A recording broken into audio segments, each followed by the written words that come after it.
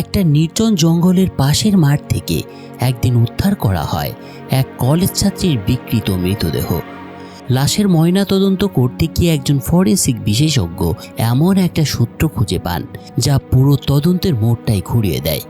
Report পাওয়ার সঙ্গে সঙ্গেই major crime ইউনিটের ডিটেকটিভ জান হিউং ঘটনাস্থলে পৌঁছে দেখতে পান মৃতদেহটি মোটা প্লাস্টিক দিয়ে শক্ত করে মোড়ানো রয়েছে এবং তার পুরো শরীর জুড়ে নির্মম আঘাতের অসংখ্য চিহ্ন।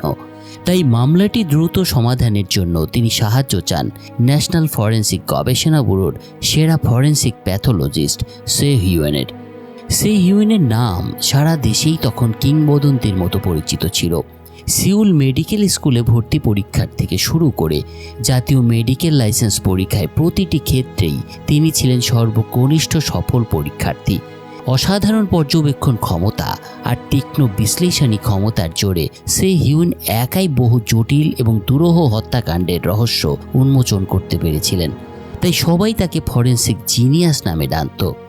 জাং হিউংয়ের কাছ থেকে মামলার নথি এবং মৃতদেহ হাতে পেয়েই সে হিউয়েন ময়নাতদন্ত শুরু করেন। কিন্তু রিপোর্টে উঠে আসে একের পর এক ভয়ঙ্কর তথ্য। খুন করার আগে নিহতের 2 চোখ উপড়ে ফেলা হয়েছিল, শরীরের ইঞ্জেকশনের দাগ রয়েছে, ঘাড় ভেঙে দেওয়া হয়েছে, আর পাকস্থলী ছাড়া শরীরের প্রায় সব অভ্যন্তরীণ অঙ্গগুলোকেই সরিয়ে নেওয়া হয়েছে। তাছাড়া পেটের ভেতর থেকে ভেসে আসছিল ব্লিচের একটা তীব্র গন্ধ। এসব দৃশ্য একজন অভিজ্ঞ ফরেন্সিক বিশেষজ্ঞের কাছে নতুন কিছু নয়, কিন্তু আসল চমক অপেক্ষা করছিল সামনে। মৃতদেহের ভেতরে লুকিয়ে থাকা একটা লম্বা উলের সুতো খুঁজে পান ফরেন্সিক বিশেষজ্ঞ সে হিউয়েন। সেটি দেখেই তিনি মুহূর্তের জন্য স্তব্ধ হয়ে যান, কারণ ঠিক একই ধরনের একটা সুতা তিনি ছোটবেলায় দেখেছিলেন, যা আজও তার স্মৃতিতে দুঃস্বপ্ন হয়ে আছে। পরদিন জাং হিউয়েনের সঙ্গে ঘটনাস্থলে পৌঁছে চারপাশ ভালোভাবে পর্যবেক্ষণ করেন ফরেন্সিক এক্সপার্ট সে হিউয়েন। আশ্চর্যের বিষয় হলো সেখানে সন্দেহজনক কোনো চিহ্নই খুঁজে পাওয়া যায় না। খুনির কাজ ছিল অবিশ্বাস্য রকমের নিখুঁত। মৃতদেহ বিকৃত করার ধরন, ঘটনাস্থল সম্পূর্ণ পরিষ্কার রাখা এবং লাশকে ফেলে রাখার কৌশল সবকিছুই প্রমাণ করছিল এটা কোনো অপরিপক্ক খুনির কাজ নয়। এমন নিখুঁত পরিকল্পনা দেখে সে হিউয়েনের বিশ্বাস হয় এই খুনি আগেও একাধিক হত্যা করেছে। তবে একটা বিষয় তাকে ভাবিয়ে তোলে, এত দক্ষ একজন খুনি চাইলে মৃতদেহটাকে আরও ভালোভাবে গোপন রাখতে পারত, অথচ সে ইচ্ছে করেই লাশটিকে খোলা মাঠের মাঝখানে ফেলে রেখে গেছে, যেন দ্রুত কেউ সেটা খুঁজে পায়। এর থেকে একটা বিষয় ধারণা করা যায়, খুনি ইচ্ছাকৃতভাবেই কাউকে কোনো বিশেষ বার্তা দিতে চাইছে। কিন্তু প্রশ্ন হলো, বার্তাটা কি? ঘটনাস্থল পরিদর্শন শেষে সে হিউয়েন জাং হিউয়েনকে কাছের মোড়ের সিসিটিভি ফুটেজগুলো পরীক্ষা করার পরামর্শ দেন। যদিও ক্যামেরাটি সরাসরি ঘটনাস্থল ক্যাপচার করতে পারেনি, তবুও মৃতদেহের অবস্থা দেখে তিনি অনুমান করতে পেরেছিলেন খুনি নিশ্চয়ই বড় একটা গাড়িতে করে লাশ এখানে এনে ফেলেছিল। কিন্তু আশেপাশের কোনো টায়ারের দাগ পাওয়া যায়নি, তাই ধরে নেওয়া হয় সে অন্য কোনো রাস্তা ব্যবহার করেছে। আর এই কারণে সেই মোড়ের সিসিটিভি ফুটেজেই হয়তো খুনির গাড়িটা ধরা পড়তে পারে। সে হিউয়েনের এই পর্যবেক্ষণ দেখে একেবারে বিস্মিত হয়ে যান ডিটেকটিভ জান হিউয়েন, কিন্তু তার বলা প্রতিটি বিষয়ে মনোযোগ দিয়ে নোট করে নেন তিনি। পরে তিনি তাকে ডিনারের আমন্ত্রণ জানাতে চাইলে কিছু বলার আগেই সে হিউয়েন ঠান্ডা মুখে ঘুরে সেখান থেকে চলে যায়। সৎ এবং আন্তরিক জন হিউয়েনের সম্পূর্ণ বিপরীত চরিত্রের মানুষ ছিলেন এই ফরেন্সিক এক্সপার্ট সে হিউয়েন। বাইরে থেকে তাকে দেখতে শান্ত এবং নির্লিপ্ত মনে হলেও তার ভেতরে লুকিয়েছিল এমন একটা অন্ধকার যার গভীরতা কেউ কল্পনাও করতে পারবে না। সে হিউয়েন অফিস শেষে প্রতিদিনের মতো সেদিনও একটা নির্জন গলিতে গিয়ে পথের কিছু বিড়ালদের খাবার খাওয়ান। এ সময় এক দোকানদার চিৎকার করে তার এই কাজের জন্য তাকে অভিযোগ করতে থাকে। তার কারণে নাকি এলাকায় ভবঘুরে বিড়ালের সংখ্যা বেড়ে যাচ্ছে, আর এতে তার ব্যবসার ক্ষতি হচ্ছে। দোকানির কথায় সে হিউয়েন কোনো উত্তর দেন না, বরং ধীরে ধীরে মহিলার দিকে এগিয়ে যান। এ সময় তার ঠোঁটে ভেসে ওঠে একটা নিষ্ঠুর শীতল হাসি। মুহূর্তেই চারপাশের পরিবেশটা ভয়ঙ্কর হয়ে ওঠে।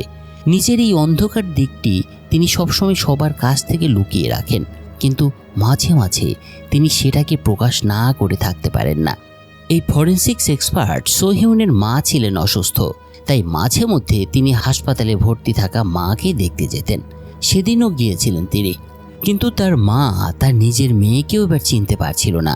আরও অদ্ভুত বিষয় হলো, মায়ের সামনে দাঁড়িয়েও সেহুইনের চোখে কোনো আবেগের ছাপ দেখা যাচ্ছিল না। এদিকে এরই মধ্যে সেই শিক্ষার্থীর হত্যার খবর সংবাদ মাধ্যমে ছড়িয়ে পড়েছিল, ফলে স্বাভাবিকভাবেই জনমনে তৈরি হয়েছিল আতঙ্ক এবং কেসটা দেশ জুড়ে আলোচনার কেন্দ্রবিন্দুতে পরিণত হয় একসময়। নিহতের দেহে উলের সুতার পাওয়া যাওয়ায় গণমাধ্যম রহস্যময় খুনির একটা নামও দিয়ে দিয়েছিল, দ্য টেইলার। মিডিয়ার এই বাড়াবাড়িতে ঊর্ধ্বতন কর্মকর্তাদের উপরে চাপ ক্রমশ বাড়তে থাকে, ফলে তদন্তকারী অফিসার জাং হিউন আবারও সেহুইনের সঙ্গে যোগাযোগ করে ময়নাতদন্তের অগ্রগতিটা জানতে চান।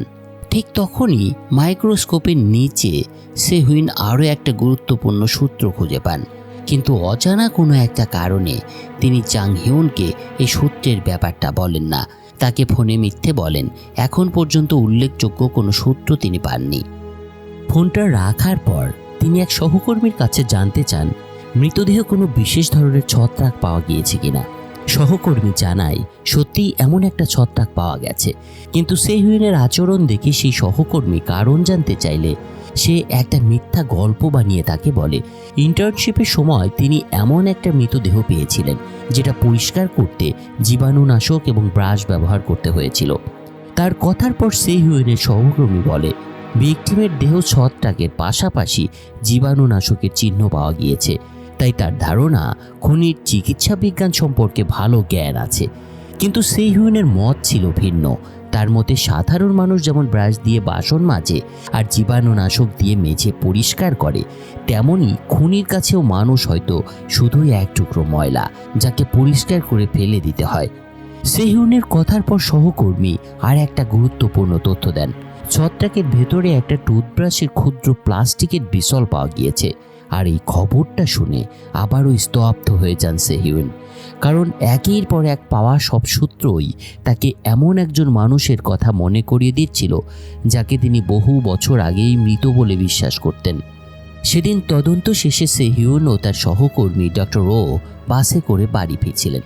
কথাবার্তার এক পর্যায়ে আগে একটা মামলাকে কেন্দ্র করে হঠাৎ তাদের দুজনের মধ্যে শুরু হয় তর্ক।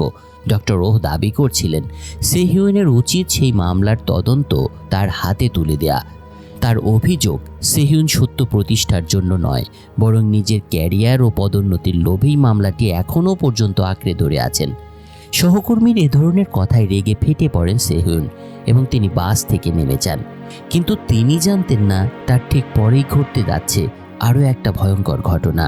এর কয়েকদিন পরের এক রাত্রে পুলিশ খবর পায় শহরের একটা গলিতে আর একটা মৃতদেহ পড়ে রয়েছে। খুব অল্প সময়ের ব্যবধানে এই দ্বিতীয় হত্যাকাণ্ড সংঘটিত হওয়ায় সাংবাদিকরা নিশ্চিত হয়ে গিয়েছিল রহস্যময় খুনি টেইলার আবারও আঘাত এনেছে। ঘটনাস্থলে পৌঁছে ডিটেকটিভ জা হিউন দেখতে পান এবার মৃতদেহটি আরও ভয়াবহভাবে বিকৃত করা হয়েছে। শুধু তাই নয়, দেহটি টুকরো টুকরো করেও কেটে ফেলা হয়েছে, এমনকি নিহতের আঙুলের ডগাগুলো কেটে নেওয়া হয়েছে যাতে আঙুলের ছাপ দিয়ে তার পরিচয় শনাক্ত করা না যায়। পুরো ক্রাইম সিন পর্যবেক্ষণ করে জা হিউনেরও বিশ্বাস হয় এটি কোনো নকল খুনির কাজ নয়, বরং আগের হত্যাকাণ্ডের ধারাবাহিকতা। তাই তিনি আবারও সেহুইনের জরুরি ভিত্তিতে ময়নাতদন্তের দায়িত্ব দেন এবং জানান এই মৃতদেহ উলের মতো সূত্র পাওয়া গেছে। যথারীতি শুরু হয় ফরেনসিক এক্সপার্ট সেহুইনের পোস্টমর্টেম। মৃতদেহের টুকরোগুলো পরীক্ষা করতে গিয়ে সেহুইন এবার আরও শিউরে ওঠেন। খুনি ভিকটিমের প্রতিটা অংশ নিখুঁতভাবে কাটার পরে সেলাই করে জোড়া লাগিয়ে দিয়েছেন। শুধু তাই নয়, একটা অংশের ভেতরে সুতা দিয়ে ফিতে বাঁধা অবস্থায় নিহতের কাটা আঙুলগুলোও রেখে দিয়েছেন। আরও আশ্চর্যের বিষয় হলো এই গিটটা ছিল ঠিক সেই একই ধরনের যা ময়নাতদন্তের সময় সেহুইন নিজেও ব্যবহার করতেন, যদিও এই অভ্যাসটি বহু বছর আগেই একজন বিশেষ মানুষের কাছ থেকে তিনি শিখেছিলেন। এর কিছুক্ষণ পর কাটা আঙুলগুলোর ফিঙ্গারপ্রিন্ট রিপোর্ট আসে। রিপোর্টগুলো দেখে সেহুইনের বুক কেঁপে ওঠে আবার, কারণ এই ডেড বডিটা ছিল তার সহকর্মী ডক্টর রোর আঙুলের ছাপ। কয়েকদিন ধরেই তিনি নিখোঁজ ছিলেন, আর সব প্রমাণ মিলিয়ে এখন প্রায় নিশ্চিত হওয়া গিয়েছিল নৃশংসভাবে টুকরো টুকরো করা মৃতদেহটি ডক্টর রোর। সহকর্মী হওয়ায় সেহুইনকেও জিজ্ঞাসাবাদের মুখোমুখি হতে হয়। জাং হিউং ফরেনসিক ডক্টরের কাছে একসময় জানতে চান শেষবার তিনি ডক্টর রোহকে কখন দেখেছিলেন। সেহিউন জানায় সেদিন বাসে একসঙ্গে ফেরার সময় তিনি তাকে শেষবার দেখেন। জং হিউন তার কথায় বিশ্বাস করলেও একটা বিষয় তাকে ভাবিয়ে তোলে। সিসিটিভি ফুটেজে দেখা যায় সেদিন রাতেই ডক্টর হো সিউলে ফিরে এসেছিলেন, অথচ তার মরদেহ পাওয়া গিয়েছে জিয়ংচং নামে অন্য একটা এলাকায়। এই নামটা যখন সেহিউনের কানে আসে তখন তার মনে অদ্ভুত একটা অস্বস্তির জন্ম নেয়, কারণ ছোটবেলায় তার বাবা প্রায়ই তাকে জিয়ংচিয়ংয়ে নিয়ে যেতেন। শুধু তাই নয়, একবার তার বাবা তাকে ব্রাশ দিয়ে মেঝের রক্তের দাগ পরিষ্কার করতেও বলেছিলেন। সেই সব ঘটনা মনে পড়লেও জং হিউনের সামনে তিনি সব কিছু অস্বীকার করেন। এসব সম্পর্কে তিনি কিছুই জানেন না বলে জানান। এরপর একটু আড়ালে এসে সেহিউন আবারও এক ফরেন্সিক সহকর্মীর সঙ্গে যোগাযোগ করেন এবং তার থেকে তিনি জানতে পারেন প্রথম নিহত শিক্ষার্থীর শরীরে এমন একটা ওষুধের চিহ্ন পাওয়া গিয়েছিল যা শরীরের পেশিকে অবশ করে দেয় এবং অতিরিক্ত মাত্রায় ব্যবহার করলে মৃত্যু হতে পারে। এই তথ্যটা শোনার পর সেহিউনের মাথায় যেন আর একটা বজ্রাঘাত হয়। একের পর এক চমক এবং তার মন একেবারে আশঙ্কায় ভরে ওঠে, কারণ এই ওষুধটির সঙ্গেও জড়িয়ে আছে তার বাবাকে ঘিরে থাকা বহু বছরের পুরনো স্মৃতি। হঠাৎ তিনি আর একটা গুরুত্বপূর্ণ বিষয় খেয়াল করেন। টুকরো করা মৃতদেহের মামলার আলামতের ছবিতে একটা আঠালো টেপের রোলে অসংখ্য অসম্পূর্ণ আঙুলের ছাপ দেখা যাচ্ছিল। আর এটা দেখে তার মনে পড়ে যায় আঠালো টেপে আঙুলের ছাপ অনেক দিন পর্যন্ত থেকে যায়। তাই সঙ্গে সঙ্গে সেহিউন তার সহকর্মীদের নির্দেশ দেন প্রথম মামলার প্লাস্টিকে লাগানো টেপটি আবার পরীক্ষা করতে। আর পরীক্ষার ফলাফল যখন আসে তখন সেটা সবাইকে স্তব্ধ করে দেয়। টেপে সত্যিই একটা অজানা আঙুলের ছাপ ছিল, আর সেটা দ্বিতীয় হত্যাকাণ্ডের আলামতে পাওয়া সেই আঙুলের ছাপের সঙ্গে হুবহু মিলে গিয়েছে। এই নতুন আবিষ্কার আবারও সেহিউনের বহু বছর আগের দুঃস্বপ্নের স্মৃতিগুলোকে জাগিয়ে তোলে, কারণ ছোটবেলায় বাবার সঙ্গে রক্ত পরিষ্কার করার সময় সেই প্লাস্টিকের উপর তার নিজের আঙুলের ছাপও পড়ে গিয়েছিল। এদিকে তদন্ত চলাকালে সেই মহিলা যিনি আগে আমরা দেখেছিলাম পথের বিড়ালের খাবার খাওয়ানোর জন্য সেহিউনকে অপমান করছিলেন, তিনি হঠাৎ পুলিশকে ফোন করেন। ফোনে তিনি বলেন সেহিউন যেসব বিড়ালকে নিয়মিত খাবার দিতেন সেগুলোকে নৃশংসভাবে হত্যা করা হয়েছে। মহিলা আরও জানায় তার বিশ্বাস এই হত্যার পেছনে এই সেহিউনেরই হাত আছে।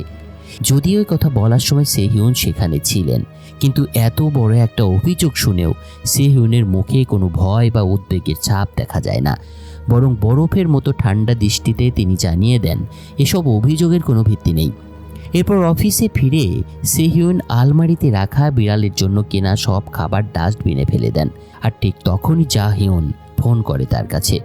উত্তেজিত কণ্ঠে অফিসার জানান অবশেষে তারা সেই রহস্যময় সিরিয়াল কিলারকে গ্রেপ্তার করেছে।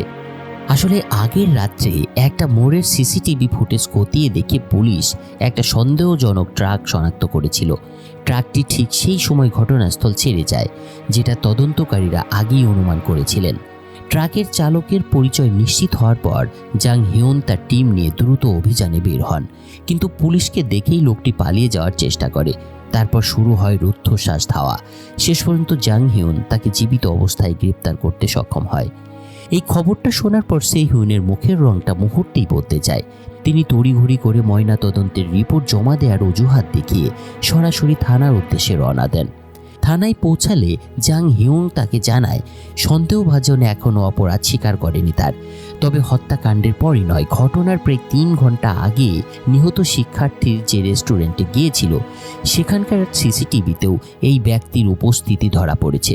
তাই তার বিশ্বাস এই সেই সিরিয়াল কিলার। এরপর তিনি সেহিউনকে সিসিটিভি ফুটেজটা দেখান, কিন্তু ঝাপসা ছবিটি দেখেই সেহিউন সন্দেহভাজনের সঙ্গে সরাসরি দেখা করার অনুরোধ জানায়। তার অনুরোধ জাং হিউন রাজি হলে কিছুটা অস্বস্তি নিয়েই তিনি জিজ্ঞাসাবাদ কক্ষে প্রবেশ করেন।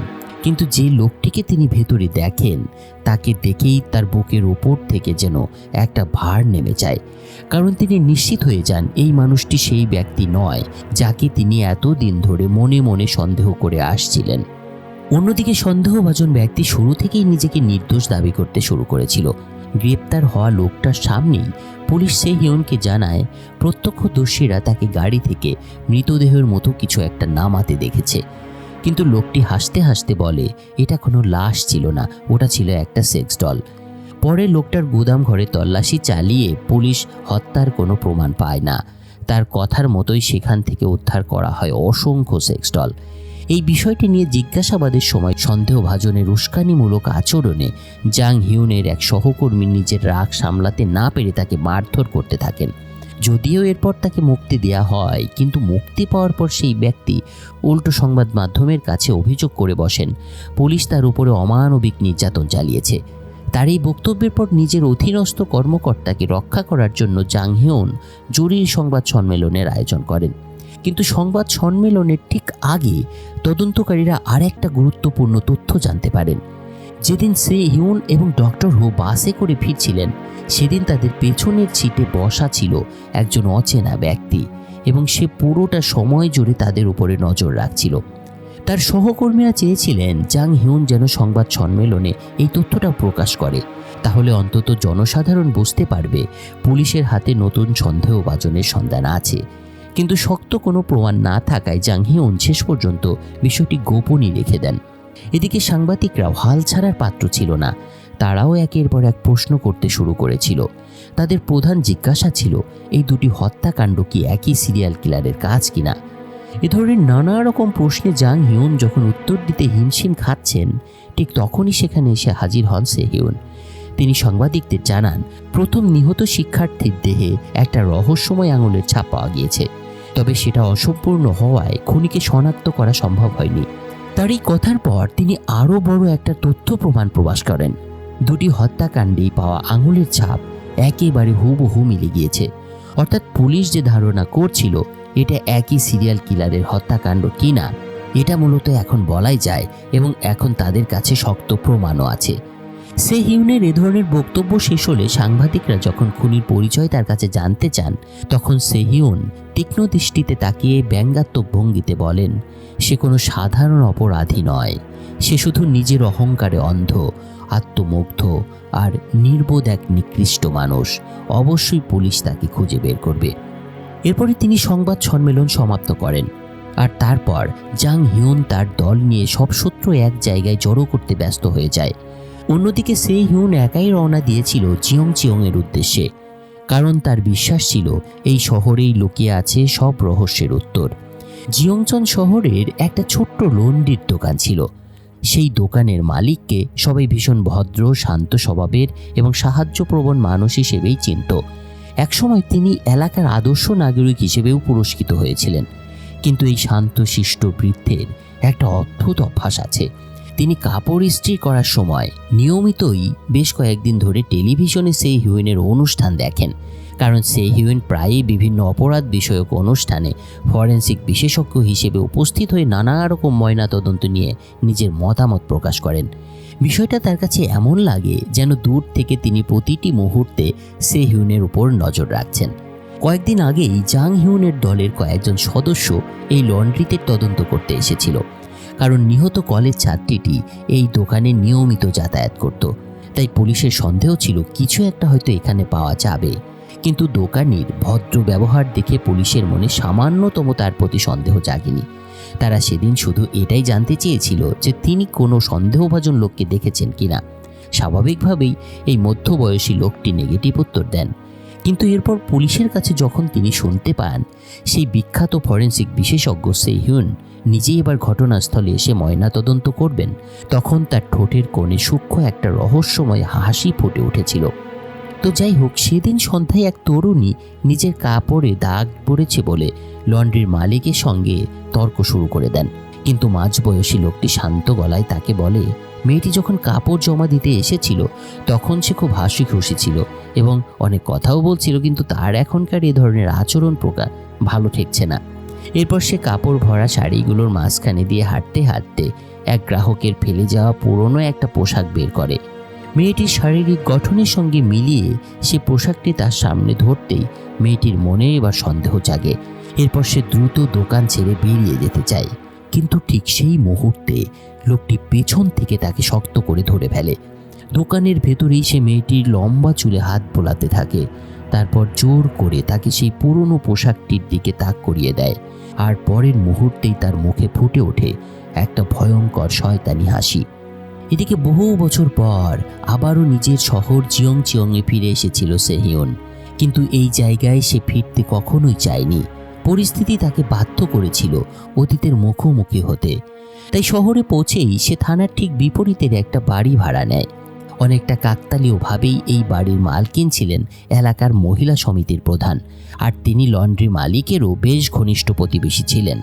সেই বাড়িতে ওঠার একদিন পর নিজের বাড়ির দরজায় তালা বদলানোর জন্য মহিলা লন্ড্রির মালিককে ডেকে পাঠান। আর তখনই মাঝবয়সী লোকটা জানতে পারে সিউলের সেই বিখ্যাত ফরেন্সিক বিশেষজ্ঞ সেহিউন এখন জিয়ংচিয়ংয়েই তার এখানে এসে উঠেছে। মহিলার সাথে কথোপকথনের এক পর্যায়ে সেই মাঝবয়সী লোকটা শান্ত গলায় জানায় পরদিন তার মৃত স্ত্রী এবং সন্তানের মৃত্যুবার্ষিকী, তাই সে যেন তার বাড়িতে যায়। এলাকার সবাই এই লোকটার প্রতি গভীর সহানুভূতি অনুভব করত, কারণ তিনি সবসময় অতীতের কথা অত্যন্ত শান্তভাবে বলতেন এবং সবার সঙ্গে অত্যন্ত ভদ্র ব্যবহার করতেন। কিন্তু কেউই জানতো না এই শান্ত মুখোশের আড়ালে লুকিয়েছিল একটা ভয়ঙ্কর দানব। এই রহস্যময় পরিবেশের মধ্যে অন্যদিকে জিয়ংচনের একটা পুরনো খুঁটির পাশে বসেছিল সেহিউন।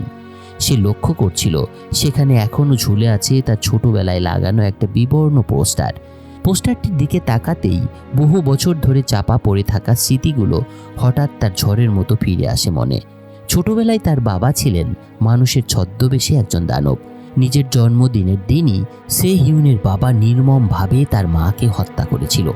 আরও ভয়ঙ্কর বিষয় হলো সেই ছোট্ট সেহিউন যখন মায়ের রক্তে ভেজা নিথর দেহ আর হাতে রক্ত মাখা ছুরি নিয়ে বাবাকে নিচের দিকে এগিয়ে আসতে দেখেছিল, তখন সে একবারও চিৎকার করেনি এবং ভয়ে পালিয়েও যায়নি, বরং সম্পূর্ণ শান্তভাবে বাথরুমে গিয়ে একটা কাপড় নিয়ে এসে নিজের বাবার সঙ্গে মেঝেতে ছড়িয়ে থাকা মায়ের রক্ত পরিষ্কার করতে শুরু করে। আর অদ্ভুত ব্যাপার হলো সেই নিষ্ঠুর খুনি এবং সেহিউনের বাবা আর কেউ নয়, সে ছিল এই লন্ড্রি দোকানের মালিক, মাঝবয়সী লোকটা। আশা করি আপনারাও এতক্ষণে বুঝে গিয়েছেন। যা হোক, জিয়ংচিয়ংয়ে ফিরে আসার পর থেকেই সেহিউনের মনে হতে শুরু করে তার বাবা যেন আবারও তাকে খুঁজে পেয়েছেন, যেন প্রতিটি মুহূর্তে তার কানের কাছে দাঁড়িয়ে তিনি বিদ্রূপের হাসি হাসছেন। অন্যদিকে সেই মাঝবয়সী খুনির সত্তাটাও একটুও বদলে গিয়েছিল না। দেখা যায় সেদিন রাতেই লোকটা একটা সাদা ভ্যানের দরজা খুলে ধরেছে এবং ভেতরে পড়ে আছে সেই তরুণীর মৃতদেহ, যে কয়েক ঘন্টা আগে লন্ড্রিতে তার সঙ্গে ঝগড়া করতে গিয়েছিল। হ্যাঁ, এই মেয়েটিকেও সে নির্মমভাবে হত্যা করেছে। তবে সাধারণ সিরিয়াল কিলারদের মতো সে একটা নির্দিষ্ট প্যাটার্ন ফলো করে খুন করে না। মানুষের শরীরের গঠন নিয়ে তার এক বিকৃত মোহ কাজ করে। নিখুঁত অ্যানাটমি বা মানবদেহের নিখুঁত গঠন তৈরি করাই যেন তার বিকৃত নেশা। ঠিক এই একই সময়ে জাং হিউনও তদন্তের সূত্র ধরে জিয়ংচিয়ংয়ে এসে পৌঁছেছিলেন। তার লক্ষ্য ছিল দ্বিতীয় নিহত ব্যক্তি ডক্টর ও সেই রাতে কোথায় গিয়েছিলেন সেটা খুঁজে বের করা, কারণ খুনি শেষ পর্যন্ত এই শহরেই তার মৃতদেহটা ফেলে গিয়েছিল। বাসের সিসিটিভি ফুটেজ বিশ্লেষণ করে জাং হিউনের নজরে আসে এক রহস্যময় ব্যক্তি, যে প্রায় একই সময়ে সেহিউন এবং ডক্টর ওর সঙ্গে বাসে উঠেছিলেন এবং একই সময়ে নেমেও গিয়েছিলেন তিনি। এরপর সিসিটিভির একের পর এক ফুটেজ অনুসরণ করতে করতে জাং হিউন সেই ব্যক্তির গতিপথ ধরে একটা সরু গলিতে গিয়ে পৌঁছান। সেখানে গিয়ে তিনি লক্ষ্য করেন লোকটির চলার পথ হুবহু ডক্টর ওর বাড়ির দিকেই গিয়েছে, কিন্তু দুর্ভাগ্যজনকভাবে এরপর আর কোনো সিসিটিভি ক্যামেরা না থাকায় তদন্ত সেখানেই থামিয়ে রাখতে হয় জাং হিউনকে। কিন্তু হাল ছেড়ে না দিয়ে এলাকায় আরও খোঁজাখুঁজি করতে গিয়ে হঠাৎ তার সঙ্গে দেখা হয়ে যায় সেহিউনের। তাকে দেখে একটু অবাকই হন তিনি, কিন্তু তিনি জানতে পারেন এই ফরেন্সিক ডাক্তার একই শহরে এসেছেন তদন্তের কাজে। জাং হিউনের মনে তখনও সেহিউনকে নিয়ে কোনো সন্দেহ ছিল না, তাই তিনি অকপটে তদন্তে পাওয়া সব তথ্য তার সঙ্গে শেয়ার করে নেন। তিনি বলেন যে ব্যক্তি এত সহজে ডজন ডজন সিসিটিভি ক্যামেরা ফাঁকি দিতে পারে সে নিশ্চয়ই জিয়ংচনের প্রতিটি রাস্তা এবং গলি হাতের তালুর মতোই চেনে। তাদের এই কথাবার্তার মধ্যে ঠিক তখনই সেহিউনের এক ফরেন্সিক সহকর্মীর ফোন আসে। সে জানায় ডক্টর ওর শরীরেও প্রচুর পরিমাণে সেই একই ওষুধের রাসায়নিক উপাদান পাওয়া গিয়েছে, যা প্রথম নিহত কলেজ ছাত্রীর দেহ থেকে উদ্ধার করা হয়েছিল। ফোন কেটে যাওয়ার পর জাং হিউন যখন ফরেন্সিক রিপোর্ট সম্পর্কে জানতে চান সেহিউনের কাছে, তখন অদ্ভুত হলেও নির্দ্বিধায় মিথ্যা বলে সে জাং হিউনকে। সে জানায় আগের দুটি মৃতদেহের কোনো ধরনের ওষুধের উপাদান পাওয়া যায়নি। কিন্তু সত্যিটা সেহিউনের চেয়ে ভালো আর কেউ জানতো না। দুটি হত্যাকাণ্ডের পেছনে যে মানুষটি ছিল সে আর কেউ নয়, তার নিজের বাবা। এটা মোটামুটি এখন পরিষ্কার হয়ে গিয়েছিল তার কাছে। নিজের বাবাই খুন করে চলেছে, কিন্তু খুনিকে সেটা জানার পরেও সেহিউন চুপ করে থাকে। পুলিশের তদন্ত এদিকে যতই এগোচ্ছিল ততই অতীতের এমন এক ভয়ঙ্কর সত্য সামনে চলে আসছিল যা সে কোনোভাবেই প্রকাশ হতে দিতে চাইছিল না। তাই সেহিউন বুঝতে পারে পুলিশের আগেই তাকে তার বাবাকে খুঁজে বের করতে হবে। সেই রাত্রেই একটা নির্জন গলি দিয়ে হাঁটার সময় হঠাৎ রাস্তার শেষ প্রান্তে এক নারীর নিতর মৃতদেহ পাওয়া যায়। মৃতদেহ দেখতে পায় সেহিউন। কাছে গিয়ে একেবারে স্তব্ধ হয়ে যায় সে।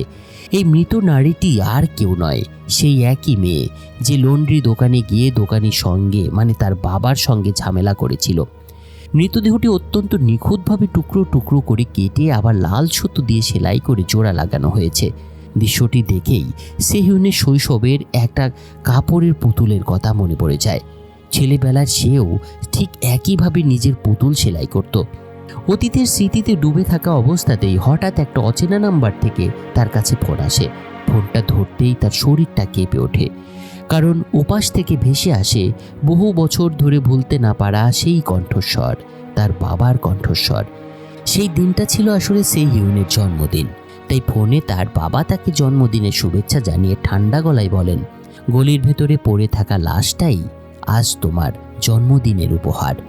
কথাগুলো শুনে সেহিউনের নিজের রাগ এবং ভয় নিয়ন্ত্রণে রাখার চেষ্টা করেন এবং বাবার অবস্থান বোঝারও চেষ্টা করতে থাকেন তিনি। ঠিক তখনই কাছের একটা গলি থেকে হঠাৎ একটা কাচের বোতল ছুঁড়ে মারা হয় তার দিকে। বোতলটি যেদিক থেকে এসেছিল সেদিকে এগিয়ে গিয়ে সে একটা সুটকেস খুঁজে পায়, আর সুটকেসটা খুলতেই ভেতরে সে দেখতে পায় একটা কিমবাপ রাখা রয়েছে। আর এটা দেখে মুহূর্তেই সেহিউন বুঝে যায় এটা তার বাবার আর একটা বিকৃত বার্তা। এরপর সে নিজেই নিজের কবজির দিকে তাকায়।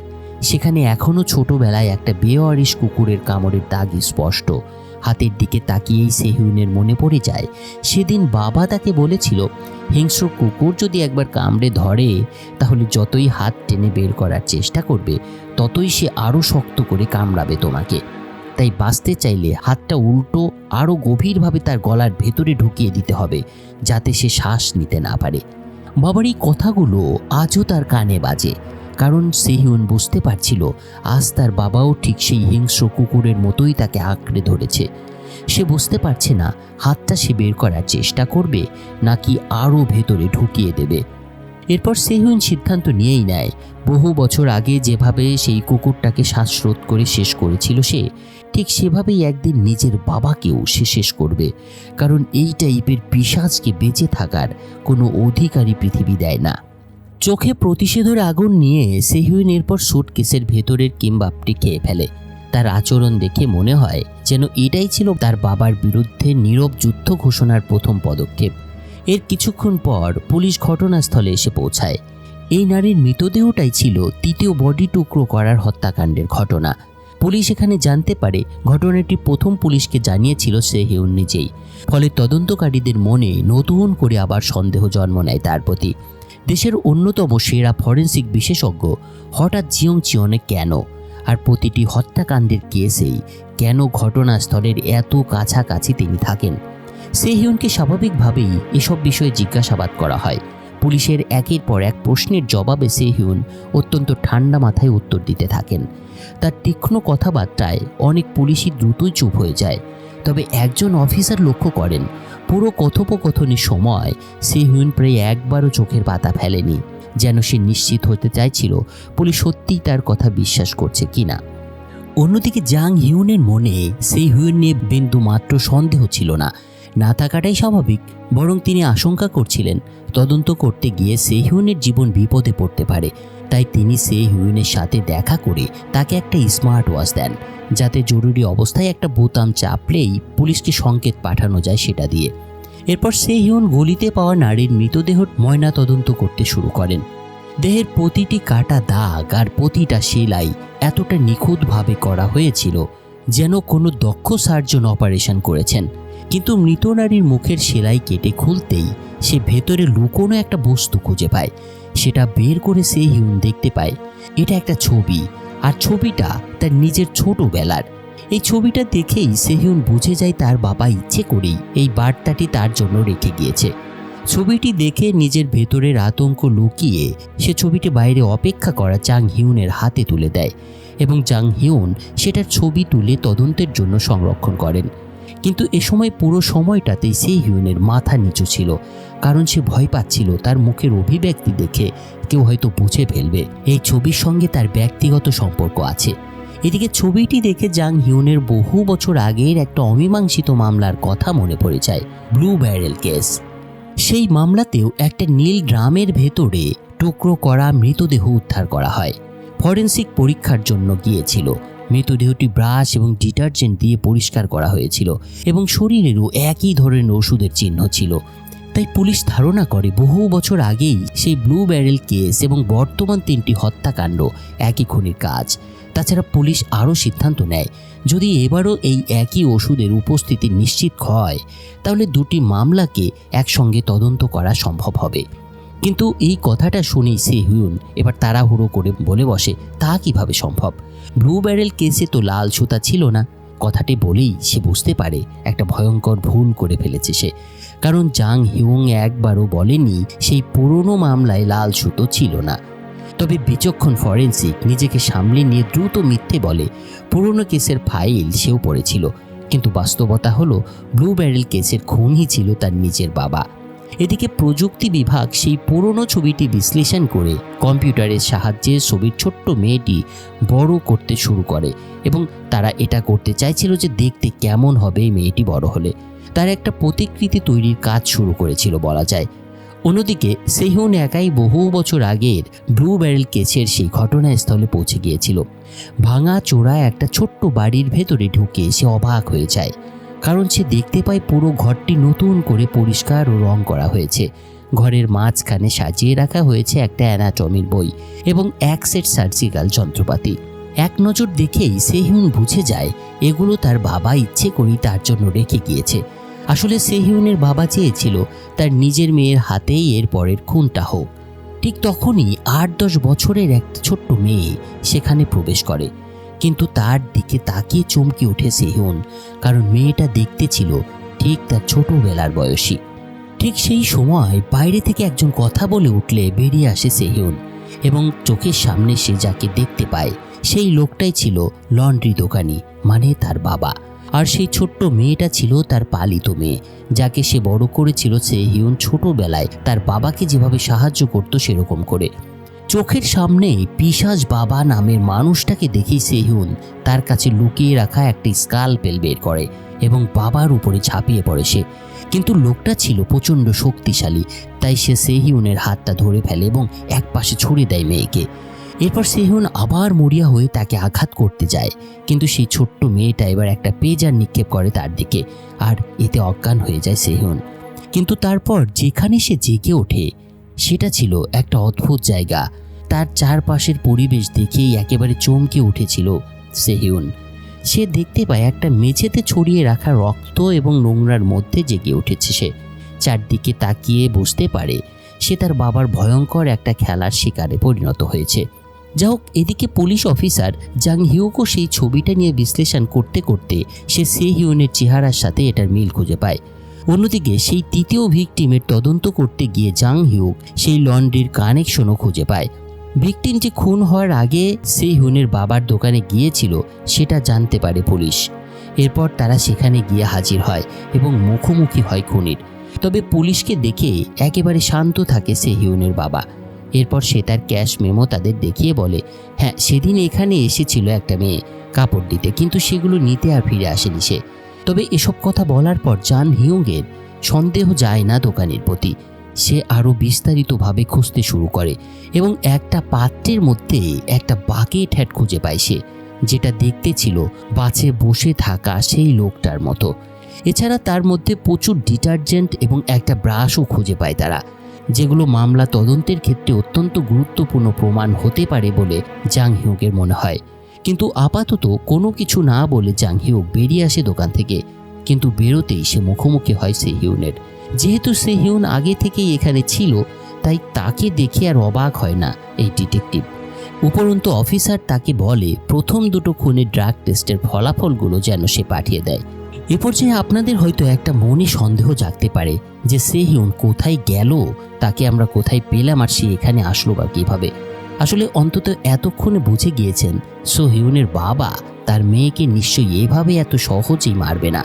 তাকে নিয়ে সে এখন একটা খেলা চালাবে, আর সেটাই আমরা সামনে দেখতে চলেছি। মূলত সেখান থেকে ছাড়া পেয়েই মুখোমুখি হয়েছিল সে ডিটেকটিভের। তো সেই রাতে সেহিউন সেই রিপোর্টগুলোতে কিছু পরিবর্তন করে সাবমিট করে পুলিশের কাছে। কিন্তু তখনই তার বাবা তাকে ফোন করে বলে দেয় সে যদি তার কথা মতো না কাজ করে তাহলে তাকে ফাঁসিয়ে দেবে। এরপর সে আরও বলে একজন বলির পাঠাকে সে ঠিক করে রেখেছে, যার কাছে সে সেহিউনকে যেতে দেবে এবং তার থেকে ডিএনএ স্যাম্পল কালেক্ট করতে হবে তাকে, এবং তাকেই খুনি হিসেবে প্রমাণ করতে হবে সেহিউনকে। বাবার কথায় সম্মতি দিয়ে সেহিউন তার দেয়া ঠিকানা অনুযায়ী একসময় একটা বাড়িতে এসে হাজির হয় এবং ভেতরে ঢুকে সে স্যাম্পল কালেক্ট করতে শুরু করে। কিন্তু সেই সময় কিছু শব্দ হলে পাশের একটা ঘরে এগিয়ে যায় সেহিউন এবং দেখতে পায় একটা লোক আহত অবস্থায় পড়ে আছে। কিন্তু লোকটাকে দেখে সে পেছন ঘুরতেই সেই লোকটা এবার উঠে বসে এবং সেহিউনকে আক্রমণ করে সে। আসলে সেহিউনের ধূর্ত বাবা চেয়েছিল এই লোকটা যেন তার মেয়েকে মেরে ফেলে, সেজন্য সুকৌশলে সে তার মেয়েকে এখানে পাঠিয়েছিল। কিন্তু আক্রান্ত হয়েও মরিয়া হয়ে প্রতিরোধ করতে শুরু করে সেহিউন। জীবন মৃত্যুর সেই লড়াইয়ে বাঁচার জন্য বাধ্য হয়ে সেহিউন সর্বশক্তি দিয়ে পাল্টা আঘাত করে লোকটাকে এবং শেষ পর্যন্ত সব কিছু ভুলে গিয়ে নির্মমভাবে সে লোকটিকে হত্যা করে বসে। এরপর আয়নায় নিজের রক্তমাখা প্রতিচ্ছবি দেখে সেহিউন হঠাৎ উপলব্ধি করে যে অতীত থেকে সে পালিয়ে বাঁচতে এত বছর ধরে লড়াই করে চলেছে, শেষ পর্যন্ত সে নিজেই ধীরে ধীরে তার বাবার মতো একটা দানবে পরিণত হচ্ছে।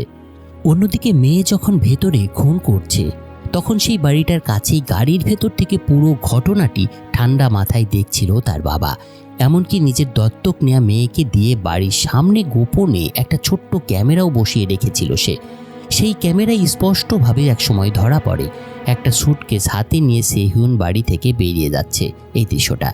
খুনের পর আসলে বাবার নির্দেশ মেনে সেহিউন মৃতদেহ টুকরো টুকরো করে। পরে ফোনে দুজনে পরিকল্পনা করে দেহের অংশগুলো অন্যত্র ফেলে দিয়ে পুরো অপরাধের দায় অন্য একজনের ঘাড়ে চাপিয়ে দেবে। এরপর সেহিউন বাবাকে বলে ফরেন্সিকে পাঠানোর জন্য আর একটা মৃতদেহ নিয়ে আসতে। বাইরে থেকে দেখে এ সময় মনে হচ্ছিল সে বাবার পরিকল্পনায় পুরোপুরি সহযোগিতা করছে, কিন্তু বাস্তবে ছিল ভিন্নটা, কারণ সে নিজেও আর একটা পরিকল্পনা করেছিল। এই অবস্থায় বলাই যায় বাবা মেয়ের মধ্যে একেবারে শিয়ানে শিয়ানে লড়াই চলছিল। তো নির্ধারিত স্থানে পৌঁছানোর পর দোকানদার বাবা গাড়ি থামায়, কিন্তু সেখানে সেহিউনের কোনো দেখা পায় না সে। এরপর কৌতূহলবশত গাড়ির ডিকি খুলতেই হঠাৎ পেছন থেকে ঝাঁপিয়ে পড়ে সেহিউন তার উপর। আসলে এটাই ছিল তার আসল উদ্দেশ্য। সেহিউন বাবাকে হত্যা করে তার মৃতদেহের সাথে সব ভুয়া প্রমাণ বসিয়ে দিতে চাইছিল, যাতে তাকে খুঁজে পাওয়ার পর পুলিশ মনে করে এতদিনের সব সিরিয়াল হত্যাকাণ্ডের নেপথ্যে রয়েছে এই লোকটি। আর এটা করা গেলে একসঙ্গে সব দুঃস্বপ্নেরও শেষ হয়ে যেত, এটাই ভাবছিল মূলত সেহিউন। কিন্তু মৃত্যুর মুখোমুখি হয়েও লোকটির চোখে বিন্দুমাত্র ভয় ছিল না, বরং সে অট্ট হাসিতে ফেটে পড়ে। এই অবস্থাতেও আর কোনো দ্বিধা না করে সেহিউন দড়ি বের করে তার বাবার গলায় পেঁচিয়ে তাকে শ্বাসরোধ করার চেষ্টা চালায়। কিন্তু ঠিক সেই মুহূর্তেই সেহিউনের বাবার ট্র্যাকের হর্নটা অবিরাম বাজতে শুরু করে। আর এই দেখে সেহিউন এগিয়ে গিয়ে গাড়ির কাঁচ ভেঙে দেখতে পায় ভেতরে তার বাবার দত্তক নেয়া মেয়েটি বসে আছে এবং সে ইচ্ছে করেই হর্ন বাজিয়ে বাবাকে সময় তৈরি করে দিচ্ছিল। আর এই সুযোগে শয়তানটা বাঁধন ছিঁড়ে বেরিয়ে এসে সেহিউনের উপর ঝাঁপিয়ে পড়ে। এলো পাতারি মারতে মারতে সে গর্জে ওঠে, তোকে আমি মারবো না, কিন্তু এমন শাস্তি দেব যা মৃত্যু থেকেও ভয়ঙ্কর হবে। ঠিক তখনই সেই বিল্ডিংয়ের টহলরত এক নিরাপত্তা রক্ষী ঘটনাস্থলে এসে পড়ায়। শয়তানটা সেহিউনকে সেখানে রেখেই কোনো মতে পালিয়ে যেতে সক্ষম হয়। এই ঘটনাগুলো এত দ্রুত ঘটে গিয়েছিল যে একেবারে চমকে উঠেছিল সেহিউন। তারপর সে অনেকটা হতাশ হয়েই তার বাড়িতে ফিরে আসে। বাড়িতে ফিরে এসে দেখতে পায় ড্রয়িং রুমের মাঝখানে রাখা আছে একটা নীল রঙের বাক্স। বাক্সটি দেখার সঙ্গে সঙ্গেই তার মাথায় একের পর এক বিভীষিকাময় স্মৃতি ফিরে আসতে শুরু করে, আর সব স্মৃতির কেন্দ্রেই ছিল তার বাবা। সেহিউন বুঝতে পারে হয়তো জীবনের শেষ দিন পর্যন্ত সে এই দানবের ছায়া থেকে মুক্তি পাবে না। মনে একরাশ দুশ্চিন্তা নিয়ে তাই হতাশ হয়ে বাড়ি থেকে এবার বেরিয়ে আসতেই সে হিউনের দেখা হয় জাং হিউনের সঙ্গে। আর তাকে দেখেই হিউন জাংকে বাড়ির মধ্যে নিয়ে যায়। ভেতরে ঢুকতেই জাং হিউন সেই ভাঙা নীল বাক্সটি দেখতে পান। আর এদিকে সে হিউন গোসল করতে গেলে ধীরে ধীরে তার মানসিক অবস্থাও কিছুটা শান্ত হয়ে আসে। কিছুটা বিশ্রাম নেওয়ার জন্য যখন সে হিউন এরপর বিছানায় উঠে বসেছে, তখন জাং হিউন পরম যত্নে তার পায়ের ক্ষত স্থানগুলোতে ব্যথানাশক প্যাচ লাগিয়ে দেন। তারপর নীরবে তার পাশে বসে একটা প্রশ্ন করেন, তুমি এত বছর আগে ফরেন্সিক ডাক্তার হওয়ার সিদ্ধান্ত নিয়েছিলে কেন? এই প্রশ্নটা স্বাভাবিক মনে হলেও আসলে এর পেছনে ছিল একটা চরম সত্য। জাং হিউন বুঝতে পেরেছিল সে হিউনের ভেতরে অন্য কিছু একটা চলছে, তাই সে স্বীকার করেন একসময় সে হিউনকে সে সন্দেহ করতে শুরু করে। একদিন সকালে তিনি সে হিউনের পাঠানো ফরেন্সিক রিপোর্টে বড় বড় করে লেখা 3টি শব্দ দেখেছিলেন, যেখানে লেখা ছিল পরীক্ষা করা সম্ভব নয়। এই 3টি শব্দ দেখেই সেদিন তার মনে প্রথমবারের মতো সে হিউনের প্রতি সন্দেহর জন্ম নেয়। কারণ বহু বছর আগে এক ক্রীড়াবিদের হত্যাকাণ্ডের রিপোর্টেও ঠিক এই একই শব্দ ব্যবহার করেছিল সে হিউন। এর কিছুক্ষণ পরই ফরেন্সিক বিভাগের আরেক কর্মকর্তার সঙ্গে যোগাযোগ করা হলে তিনি জাং হিউনকে ফোন করে জানান তৃতীয় মৃতদেহও আগের 2 মামলার মতো একই ধরনের পেশি অবশকারী ওষুধের উপস্থিত পাওয়া গিয়েছে। ফলে এই তথ্যটা শুনে জাং হিউন অবাক হয়ে যান, কারণ এই তথ্যটি সে হিউন রিপোর্টে মিথ্যে বলেছিল। সে নেগেটিভ রিপোর্ট দিয়েছিল। কিন্তু এরপর সত্যতা যাচাই করতে গিয়ে তিনি সরাসরি সে হিউনের সহকারী কর্মকর্তার কাছ থেকে মূল রিপোর্টটা সংগ্রহ করেন, যেখানে স্পষ্ট লেখা ছিল মৃতদেহে ওষুধের উপাদান পাওয়া গেছে। আর এই তথ্যটা জানার পর কোনো সন্দেহই জাং হিউনের মনে আর থাকে না। সে বুঝতে পারে সে হিউন ইচ্ছে করেই রিপোর্টটা বদলে দিয়েছে।